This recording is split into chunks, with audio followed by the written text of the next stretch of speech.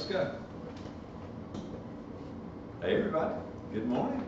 We're at Conway, Maine today. Glad to be with you. Okay, everybody smile. Yeah, it's a good day. Glad to be with you. We're talking about developing influence through people skills, and in this series, we're going to touch on something again today about mentoring. And you may say, Richard, we talked about mentoring last week, and we're going to talk about it 2 weeks in a row. Why do we need to do that? Well, the reason is it's pretty important. It's not a word that we throw out at each other a lot, but mentoring is taking place every single day, or I hope it is, and I believe it is. But why do we want to talk about mentoring? Why would you think that it's important? Why is it important that you do some mentoring with the people around you? Anybody? How about this? Do you like where you work? Sure. Okay, Yeah. yes, right, yeah, you like where you work, you love Anderson Brothers Bank, right? How can Anderson Brothers Bank change if you're not careful? Stay the same, stay stagnant. Yeah, what about as new people come on? Right. Maybe they come from another bank, different background, different place, they come on board, all right, so as they come on board, what happens to your culture? Does it always stay the same? No. How about if you make no effort to keep it the same, what happens? Falls apart. It changes, right? It begins to dilute and go into something else, and then very easily blink your eyes and it can be a different place to work. So the point is how do you keep the culture that you have? Well, it's through mentoring, right? So when people come on board, new people come in, whether they transfer in or whether they come in from a new bank, maybe they're brand new into banking, whatever it is, when they come in, the thought is that you have to mentor them in order to get buy-in from them to follow what you do at Anderson Brothers Bank. Does that make sense? So the culture is extremely important. How about this? How about the vision that you have in serving people? Does everybody come on the team with that same idea of serving? Absolutely not, right? Especially if they come from another bank and have another bank's attitude when they come. So the key is that we help them by mentoring them. We help them to understand that we serve people. We serve people. They're not going to get that if you don't mentor. Can they get that out of reading a policy? You'll read it in a policy maybe, but really what happens is people do what they see, right? So when you're mentoring and doing things, they see you doing it, then what's going to happen is they're probably going to pick up on it and do it. So here's a Japanese proverb I want to share with you. Better than 1,000 days of diligent study is one day with a great teacher. Think about that. 1,000 days of diligent study is better to be with a great teacher one day. So a lot comes out of mentoring, right? A lot comes out of that. So a person of influence navigates for other people. If you're mentoring, you help them navigate. Listen, when people come on board at Anderson Brothers, do they know exactly what to do? How to do things? Do they understand the philosophy of the bank, the protocols of the bank? No, you got to help them do that. You got to help them navigate. So think of, when I say navigate, what does that bring to mind? It's what the GPS does with me when I don't know where I'm going. Yeah. Well, there you go, right? We don't know what we don't know, so it's what the GPS tells me when I don't know what I'm doing, right? So yeah, here's the thing: is we help people navigate. What we do is we help them get somewhere, and they want to get up to speed in the bank, right? So that's what we do: is we help them get up to speed and get to a point where they're functioning on their own. That's ultimately the goal in navigating. So, but when we help people enlarge themselves, or when we mentor people to get bigger and think bigger, all right, this allows them to develop to their full potential. If you're not developing to your potential, then what are you developing to? The average. Yeah, you're not really developing, right? And most people don't. They operate at about what we would call a normal speed. It's kind of whatever comes my way, that's what I do, that's the way I think. And so they fall into that pile of average. So the point is that if we can help people move past that and really work towards their potential, then we've helped them a lot, right? How many people do you know of that really work towards their potential? And don't raise your hand and don't give me a number, but just think about that. How many people just go through the motions every day versus people who really fulfill their potential? You know, how many times do you get home and when you get home you think, you know, I was a 10 today. I did the very best I could do and did everything I could possibly do today. Most of us probably don't say that. If you're real, now if you're all about yourself and you're in the fog, you might think that, right? But most of us, if we really reflect on our day, did we hit the home run today? Might have had a good day, but most days aren't home runs, right? So I got a bunch of home run hitters in here? Yeah. Yeah, most of us don't. I mean, we want to think we hit home runs, but do we really do our potential? It doesn't mean you're not a good person. It doesn't mean you haven't done good things. It doesn't even mean that you didn't do a great job at work. But did you really meet your potential? Did you do everything you could do? So think about it. We want to help people see that, because if they measure themselves against their potential, what's going to happen? If you measure yourself every day against your potential, what's going to happen the next day? Strive to do better. Yeah, you're going to do better, right? But if you're not measuring against your potential and you're just measuring against other people, then what do you end up doing? Not moving that. Yeah, you kind of fall into average, right? Because not everybody's trying to reach their potential. Here's what Leroy Imes said. He said, a leader is one who sees more than others see, who sees farther than others see, and who sees before others do. So as you're mentoring somebody, you're stepping into that leader role, and you're helping them to see things that they typically wouldn't see, right? Does that make sense? Did anybody help you do that when you came onto the bank? Anybody help you understand the bank better, understand systems better, understand the bank's philosophy better? Sure. Right, well that's mentoring, all right? That's mentoring, so you've got to do it too. Here's this. Average people compare themselves with others. Successful people compare themselves with their potential. It's all that they can be. That's the difference, okay? The difference. So here's the thing. A navigator helps identify the destination. So if you're mentoring, you're helping people identify their destination. And in order to do that, you got to get to know them, all right? You got to get to know them on a very personal level. And so what happens is, John Maxwell uses this. He says, what do they cry about? What is it that really pushes their button? Okay? Do you know? I'll use an example. I had a lady that didn't know somebody in her department. Did I tell y'all this story already? She didn't know a person in her department. She's got 35 people, and they're from all over the world, really.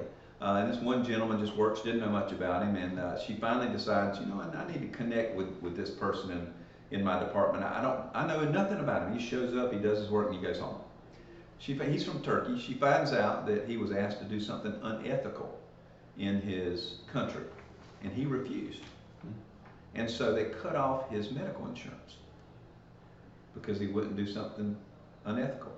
Well, his daughter had cancer. She's 12 years old, had cancer. So her treatment got cut off. He's riding home from work on the bus, and he looks up and he sees a U.S. flag in front of the embassy in Turkey.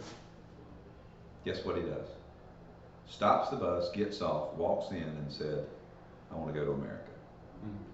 Brings his family over here. Daughter got treatment. Guess what? You think that made a difference in their relationship and her ability to mentor him by knowing that about him? I don't even know him, and it made a difference for me. I already like the guy, right? So the point being is, mentoring makes a difference. You got to get to know them a little bit, all right? Here's another one. So what do they sing about? What is it that makes them happy? What do they get excited about? Right? If I want to mentor Harriet and I know that she writes books and she's interested in reading, and what do I need to do with Harriet?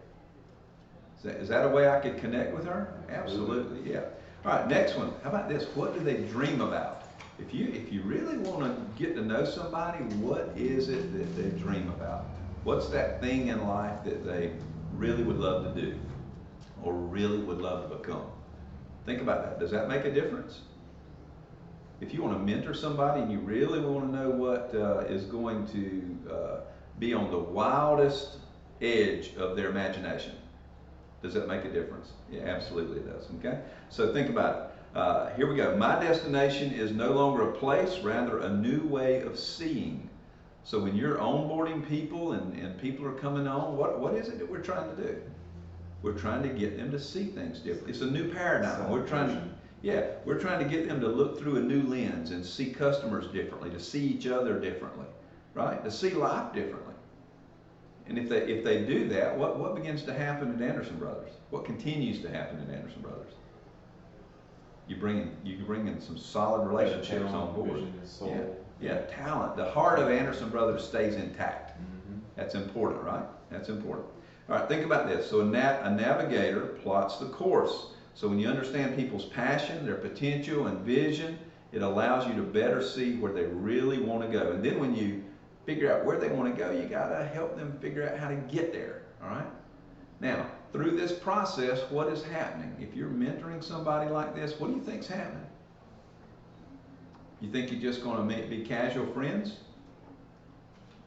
Or do you begin to develop a relationship, right? Trust, understanding begins to develop. What happens when that trust and that relationship begin to develop? What happens then is you begin to have influence on them. You're a leader, and you begin to influence them. So think about this. Help them to identify where they need to go, because guess what? It's easy for people to get off track, isn't it? Anybody ever get off track? Absolutely. Okay? So here's the thing. Help them understand what they need to know, because a misunderstanding and a lack of knowledge is going to hinder their progress. Y'all should have said amen on that one. Right? Okay? Yeah, absolutely. Your progress will be hindered through a lack of knowledge and misunderstanding. And here's the thing. Staying the course is not easy. So I just asked this question in here. What do you personally do to stay on course? How do you stay on track? If you've got goals, you've got things that you want to accomplish, how do you stay on track? I write them down. Okay. Make sure you follow up with them too. Yeah. So if it works for you, if what you do works for you, then what should you do? Continue doing it. Share with them. Continue doing it, but share with the person you're helping navigate, right? Yeah. Because you want them ultimately to be successful, and so that's going to help them do that. All right, so here's another one. A navigator thinks ahead. It's very discouraging for those you are trying to help if you stand by and just watch things happen to them. You ever watch people crash and burn? And do nothing, right? It happens. It happens. And so it's discouraging for them to do that. So here's something that they've got to understand here. Everybody faces problems. This is what you got to help them understand. Everybody faces problems. And as they face problems, keep your head up when everyone else around you is losing theirs. All right?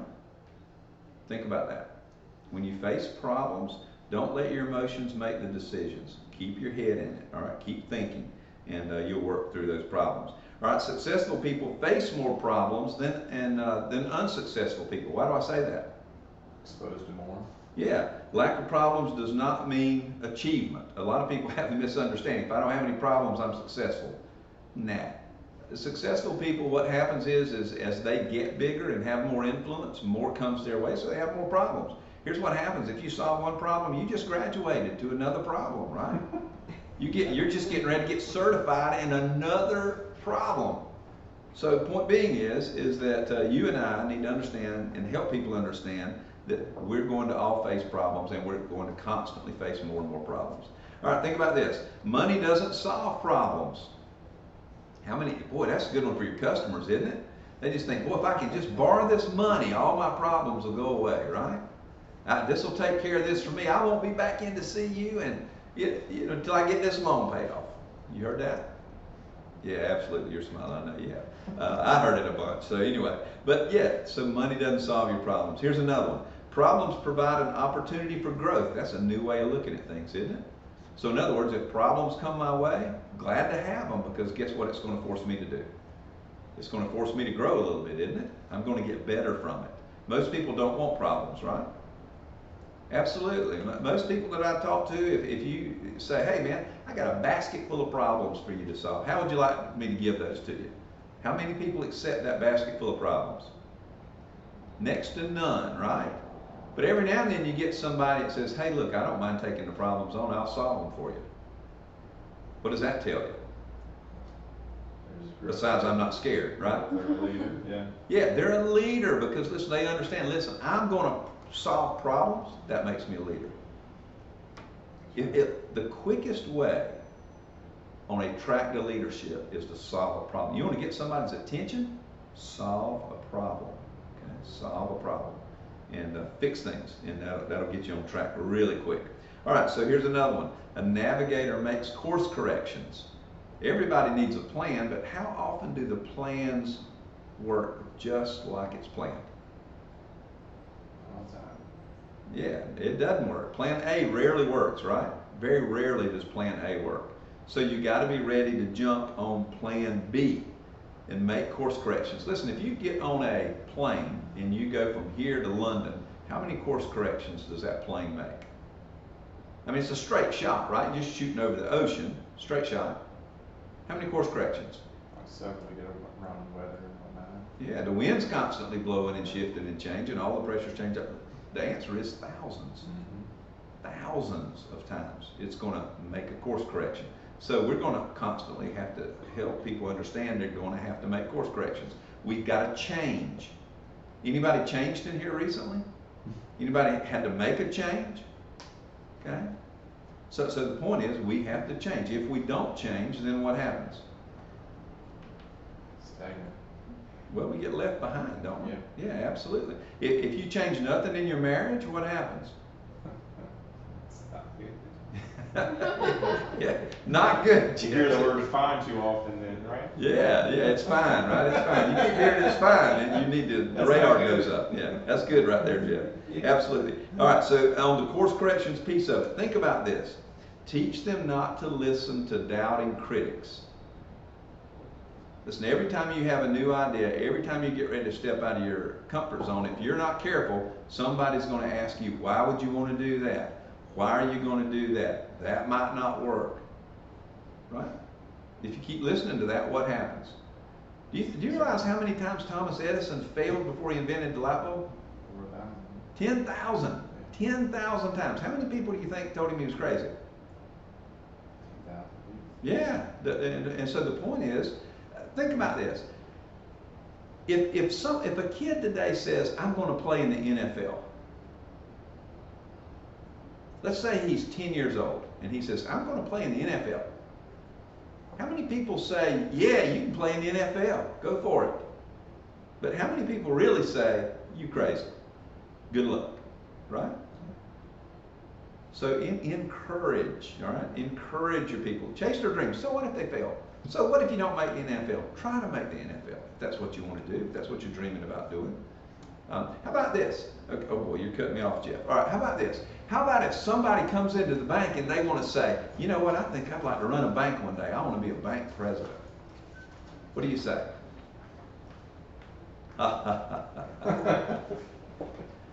Merry Christmas, right? Is that what you say? Or do you say, you know what, I think you got some talent to do that. It's going to take a lot of hard work. But if that's what you want to do, you can do it. How many of you think you would hear that if you said, I wanted to be a bank president? Yes, the right person, I'm sure you'll hear that.